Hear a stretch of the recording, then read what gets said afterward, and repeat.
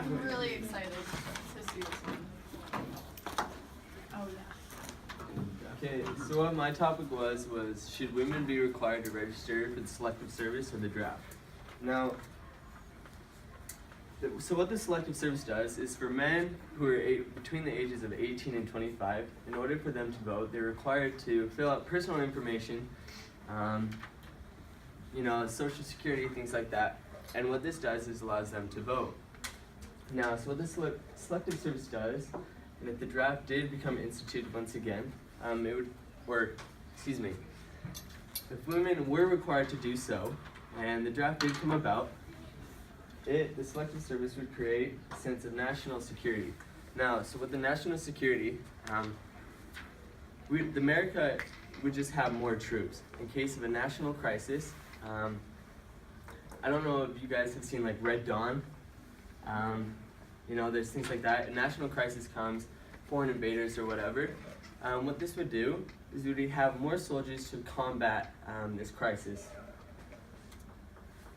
Not only that, but it would create a sense of equality between genders. Kind of like what Brant was saying with feminism, or just the idea of it, equalitarian or whatever.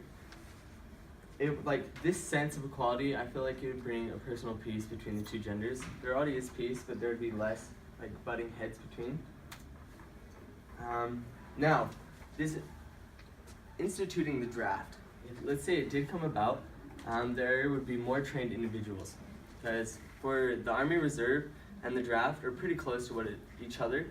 A person in the draft or the civilian getting drafted, they'll have to do basic training, and they practice hand-to-hand combat, like this image. Now, a lot of the time, I don't really want to dig too far deep into this, but there is sexual assault between men and women both.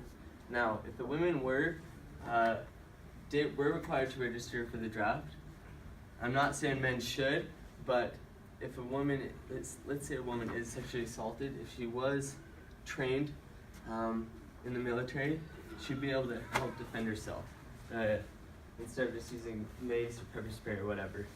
Now, so my research, the articles I came across, almost all of them, there wasn't very many that opposed women being in the draft. There's not many people write articles saying that women shouldn't. So there's a lot of articles saying that they should.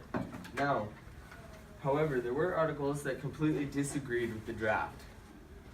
Many individuals agreed that women, although capable, their physique was a liability.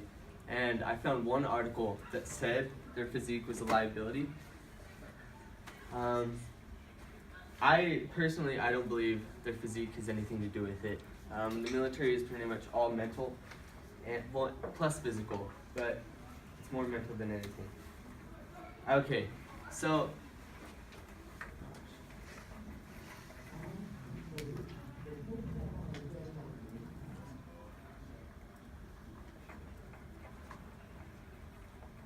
happening in the U.S. But if you are of age and you are a male in the U.S., you have to sign up for the draft. Even though there isn't going to be a draft, it's basically volunteering in case there is one. Now, at a Senate committee hearing on February 2nd, Senator Claire McCaskill asked top military leaders if women should have to sign up for the selective service now that combat jobs are opening up to them. And guess what? A lot of these military leaders said, yes, I think that's a good idea. In fact, one military leader says, Senator, I think that all eligible and qualified men and women should register for the draft. That is General Mark A. Miley, or Milley. So, I don't know, I guess I agree with him. Okay. So what was it? I think it was 2017, earlier this year. The military officials, or the government, they opened up combat positions to women. Now, there was specific positions, like general or things like that, that women are allowed to, women weren't allowed to fill those positions. Now, in another video that I showed, where a news reporter went around interviewing men and women both of between the ages of 18 and 25, those who would be affected by the selective service. Now, Evita Broughton, she said it is going to be mandatory for young men. It should also be mandatory for young women. I think it's a bit hypocritical to demand equal rights in some regards, but not in others. Now, so female and male, Tim Bernabeu, well, if they want to be treated like equally and be able to serve, they should have to do something that like a man would have to do. I mean, it's just equality. So that's kind of ages, or 18 to 25, so pretty close to what our age. That's what they said. Now, so some statistics. There are plenty of women in the military, but their percentage is much smaller compared to the number of men. So these are the positions in each different branch of the military. But the one thing that I saw that kind of stuck out the most was of the more than 6,600 who have been killed in these two wars, Iraq and Afghanistan, 152 have been women. Now that is an extremely small percentage compared to men. So it kind of just gives you an idea of the numbers between men and women in the military. Okay, so draft history. As you can see here, it was initiated September 16th, 1940. Now between 1940 and 1973, the draft was instituted between war times and peace times alike. Now,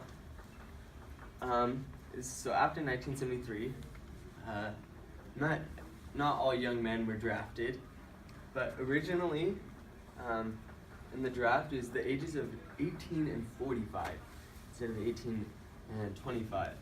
So what this did is it kind of gave a wider margin to fill these combat positions. But as time went on, less and less were being more drafted, and in 1973, like I said, the draft ended. But the selective service continued. Yeah, and that's where we're at today. So my solution was end to the selective service. I personally don't believe, I personally don't believe that there should be a selective service at all.